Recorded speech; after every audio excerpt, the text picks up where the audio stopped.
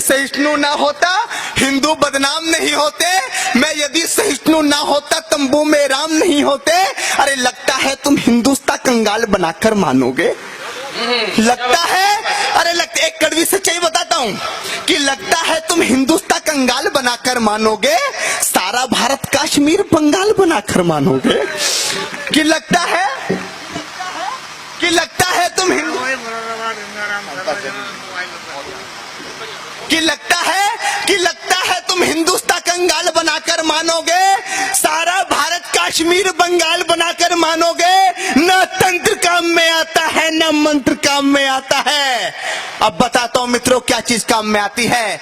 हम इस अहंकार में रह गए, हमने वेद लिख दिए, हम इस अहंकार में रह गए। सत्य सनातन धर्म बहुत प्राचीन है, उसको कोई नहीं मिटा सकता। हम इस अहंकार में रह गए कि इस हिंदुस्तान को कोई बर्बाद नहीं कर सकता। मित्रों क्या चीज काम में आती है मैं आपको बताता हूं कि ना तंत्र काम में आता है न मंत्र काम में आता है, ना तंत्र काम में आता है न मंत्र काम में आता है। जो शीश काट दे दुश्मन का वो यंत्र काम में आता है।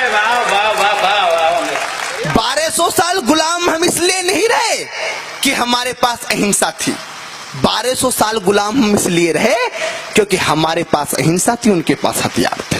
क्या बात। ना तंत्र काम में आता है ना मंत्र काम में आता है, जो शीश काटते दुश्मन का वो यंत्र काम में आता है।